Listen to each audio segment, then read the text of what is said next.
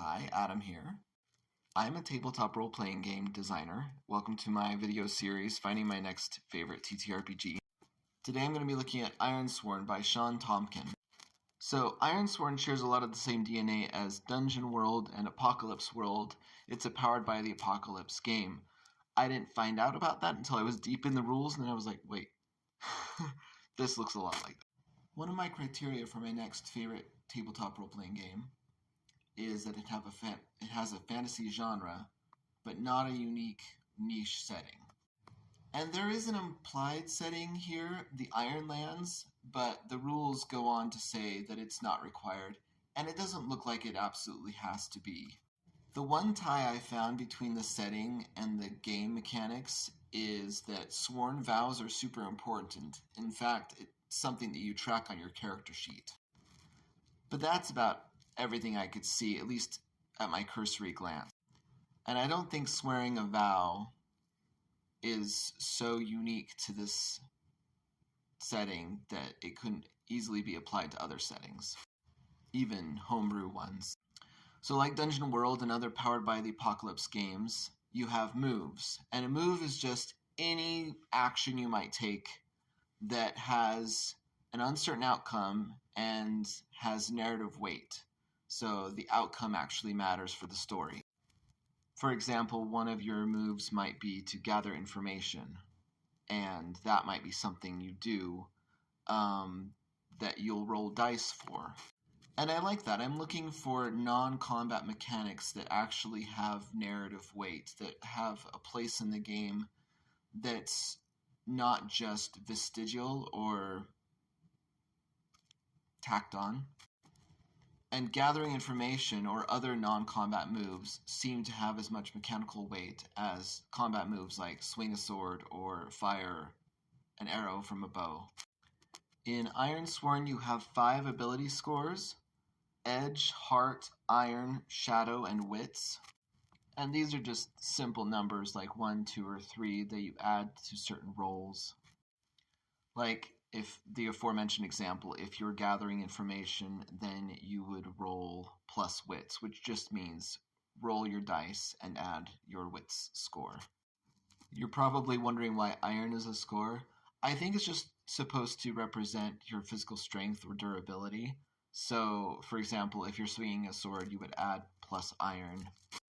But I will admit that I didn't read all the rules of this game. The document I'm looking at is 270 pages long, So to resolve a move, the GM, or I suppose you could, but somebody rolls challenge dice, which represent your difficulty, right? That's 2d8. And then the character trying to overcome that challenge rolls 1d6 action dice, and then adds any modifiers like the aforementioned iron or wits or whatever. And the result might be a strong hit, a weak hit, or a miss. And this is very Powered by the Apocalypse / Dungeon World, where you have one of 3 outcomes, with that middle area being kind of gray. You succeed, but at a cost. One of the novel things about this game is that you can gain or lose momentum with hits and misses. So if you are gaining momentum, then you can actually cancel some of the challenge dice. If you're losing momentum, then some of your action dice might be canceled when you roll. And it seems like momentum is on a scale, like so many things in this game. On the character sheet, there seems to be a lot of progression or scales. Like there's one for bonds, vows, momentum, experience, right? It's sort of like these things build up, or some of them diminish. So not a lot to say about bioessentialism or the lack thereof. The default setting is human-centric.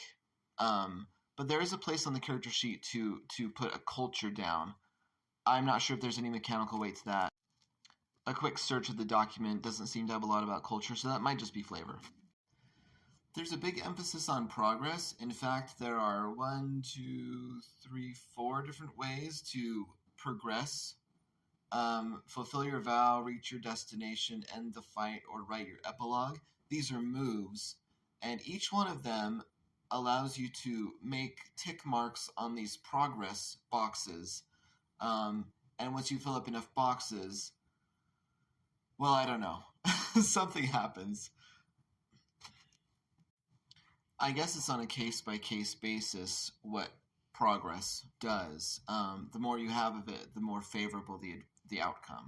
And I keep seeing this scale that goes troublesome, dangerous, formidable, extreme, and then epic. And these represent orders of difficulty comparable to a difficulty class. The more difficult the task, the greater the reward afterward. But harm also has these categories troublesome to epic. I guess one of the moves is to endure harm, and you can roll well or poorly, and that will, if you roll it very poorly, your character might die.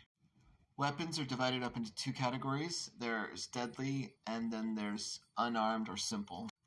Deadly weapons inflict 2 harm, everything else just 1. Every time you inflict harm, then that's tracked on their progress, and once they get to a certain level, depending on their difficulty, then they're defeated. So, could this be my next favorite tabletop role-playing game? I'm actually kind of surprised by my reaction. I really liked Dungeon World when I played it all those years ago, and since then I've distanced myself from it. You can see that video for reasons why. But for some reason, I don't feel very inspired when I read these rules. Um, Often I felt confused. What is an iron vow? Why do I have to track all these different things? Stuff like that. Things weren't immediately resolved like they are in Dungeon World. Instead, it seemed like a lot of emphasis was on this incremental progress or this or inflicting certain harm until your enemy was vanquished. I really do like challenge dice, though. I think that's cool that you're not rolling to hit a certain number, but the number you're trying to hit goes up and down. I think that makes for a more dynamic and exciting combat. But I also felt, I don't know, like these really human-centric campaigns, I think they could be really rewarding. I've certainly played humans dozens of times when I've not dozens. I don't get to be a player that often, but I've played humans a fair amount of times relative to the total number of times I've been able to play. And but for some reason, just having only humans kind of feels a little boring. Like I miss that more fantastical element in my fantasy. But it's entirely possible I'm not like fully comprehending what this game is offering. I think sometimes when you're introduced to a new game system, this can be very common, especially if there's not like a really good summary of the game. Some games defy quick summaries, right? Because they're just so different or because there's a lot of moving parts. But I think this one isn't that. It's just I haven't yet found that it doesn't immediately spring upon you when you're reading these rules what the quick summary is, what the overall difference is. It puts it. I felt like that it put the burden on me to figure out what this game was about more than usual, and so I feel like I'm not fully getting it. And that's just a presentation thing. I also have ADHD, so it could be that I'm just not having a great concentration day. So I'm intrigued by it, but not fully. And this is one that I'm going to have to put into a new category, which is not a yes or no, but sort of a maybe in between middle thing. But since there are so many that are in this very much yes category, I don't know. Maybe I'll revisit it in a future video or just on my own, and I'll have a different opinion when I read it then, and really give it a good read through. But so far, I'm sort of a mixed reaction for Ironsworn. I think what they've put together is really great for a lot of different kinds of play styles. A lot of players might really gravitate toward this, but I'm kind of on the fence about it right now. So I'm still looking for my next favorite TTRPG.